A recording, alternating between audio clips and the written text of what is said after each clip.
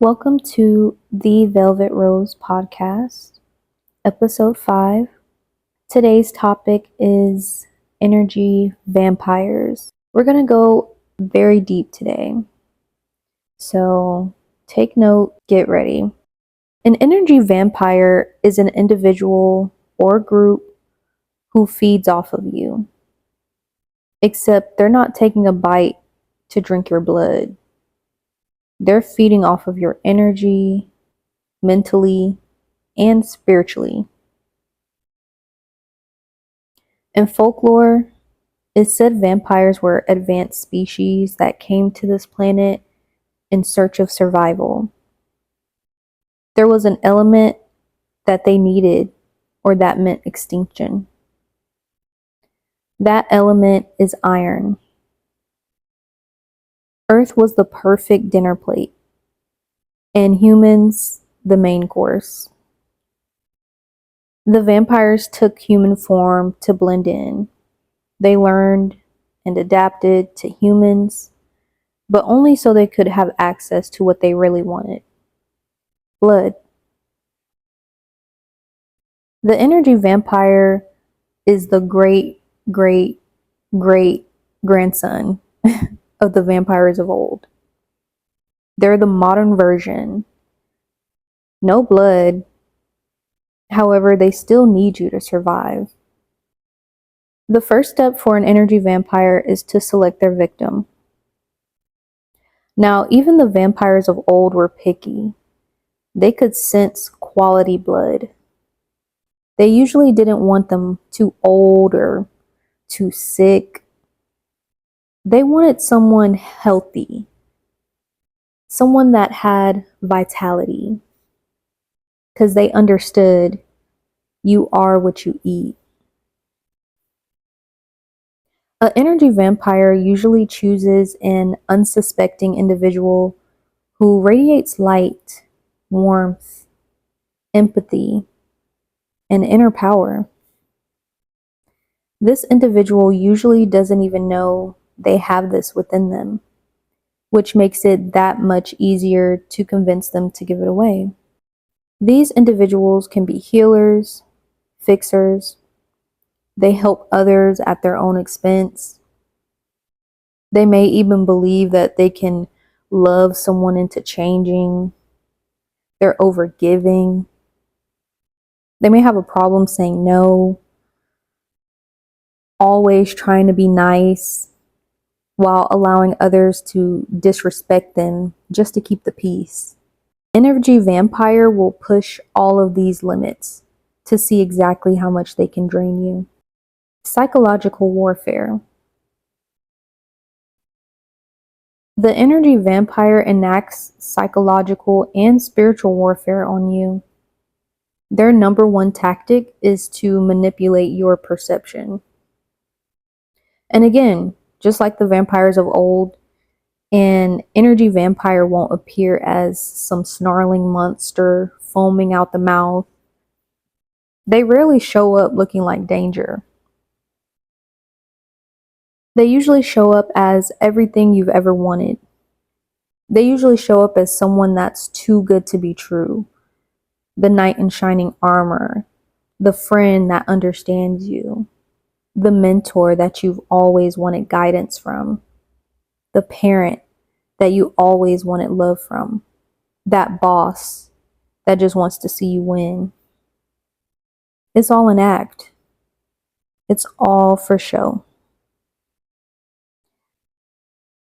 Now let's get into the main 3 types of vampires to look out for.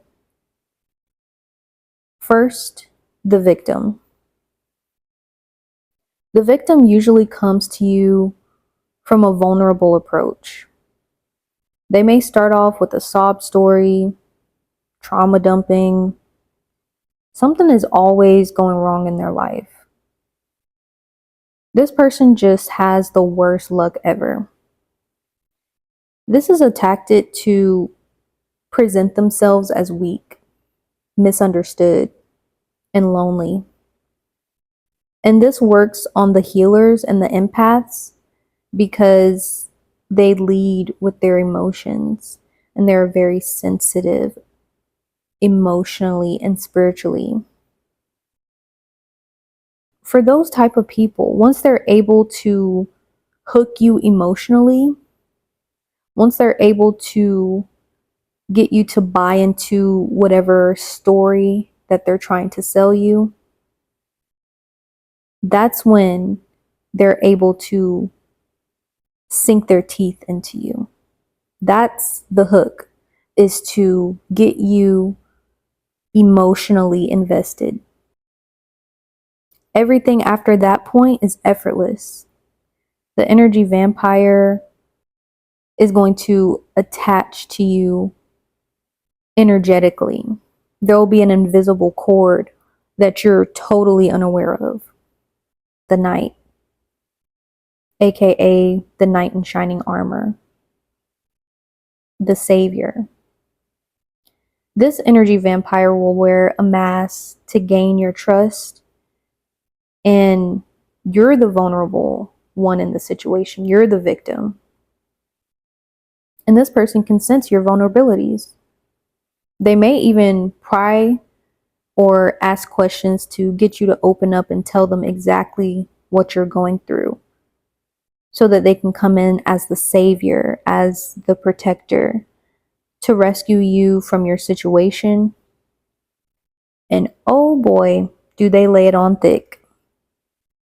They may come off very strong, very overprotective of you, very attentive to your needs and your wants. They will make false promises to get you to open up about your past. And they'll say things like, "Oh, I would never do you like that." This person could come in love bombing, heavy compliments, moving extremely fast, getting emotionally intimate with you, putting you on this high pedestal just to snatch you down from it. This dynamic is very common. You see this dynamic a lot in toxic relationships and even with pimps and hoes. And that's why you see a lot of victims of, things like domestic violence and trafficking. They'll say they weren't like this at first. So when that person starts to drain them, they're still holding on to the original person that they met. But it was all a facade from the very beginning. The game is to get you emotionally dependent on them so that you're always their source to feed on. The mirror. This type of energy vampire, they don't just drain you. They disguise themselves as you. They study you, and then they reflect yourself back to you. This person may pick up your hobbies, your spiritual beliefs, your likes, your dislikes, your phrases, your mannerisms. You may feel that this person just gets you. You have never met someone with so much in common with you. It's like we're the same person. But it's a tactic to make you feel seen, to make you feel connected. But it's a false sense of connection because all they're doing is mimicking you. You drop your guard because you feel that this person mirrors your soul. You may have felt that this person was your soulmate. And you're more open to trust people who feel familiar. And again, just like the knight, once they get you to invest emotionally, they sink their teeth in. And that gives them unlimited access to drain you. Also, with this tactic, once they become you, they know exactly how to manipulate you and what buttons to push. This person was never their authentic self to begin with, so you don't even know who they really are, but they know everything about you. And that is the scary part. Welcome to the Velvet Rose podcast. Hey there, it's Rose, the voice behind the mic. Follow me on all platforms at the Velvet Rose, and that's YouTube, TikTok, and Spotify podcasts. I've experienced all 3 of these energy vampires, which is why I'm here today and I'm able to share this information and share this knowledge with you. Ever since I was a child, I was extremely sensitive to energy, extremely empathetic. I always wanted to help others. That carried into my teenage years and through my adulthood. Once I started getting into relationships, I ran into all of these type of people. And I realized after each interaction that I had with the energy vampire, at the end of the connection, I felt that I left with less than what I came in with. That person took something from me. I remember this guy that I used to date. He stole my beauty. At the end of the relationship, I had gained so much weight. My skin looked horrible. I looked like a Nestle Crunch bar. I had cut my damn hair off from stress, so I was bald headed.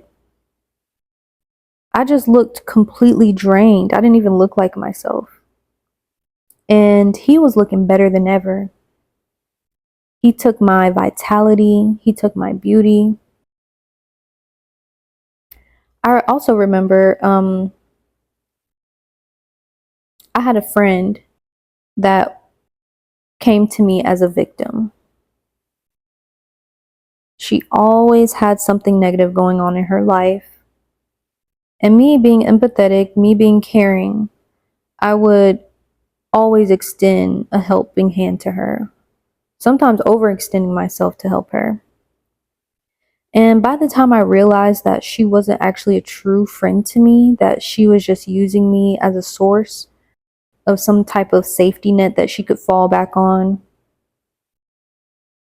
And by the end of that connection, this person completely went on a smear campaign, slandered my name. This person said the most foul and unforgivable things about me in public. And I was the only person that was there for them, helping them, listening to them, being a friend, being an ear. I remember around the age of 20, I started dating this guy that I met, and he was literally the mirror.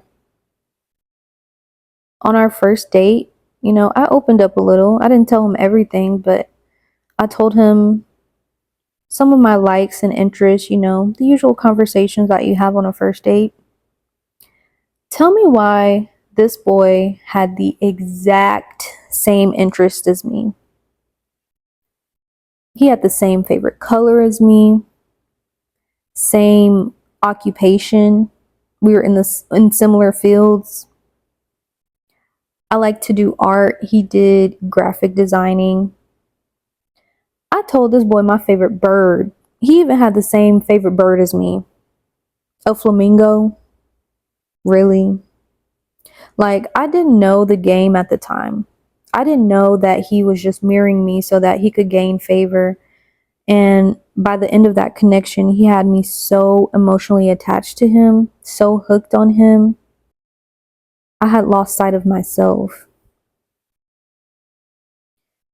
And I had thought that I felt that reflected on me, that I was doing something wrong. I just became a source for him to drain me. The only thing he would come to do is drain me.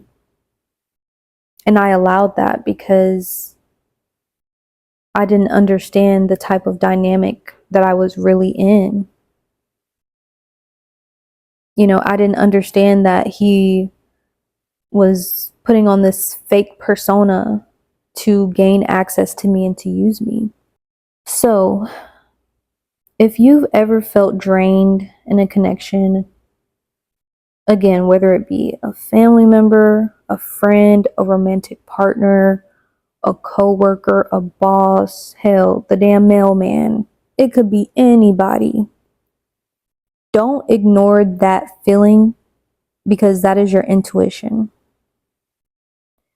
Remember, your energy is your currency, and not everyone deserves access.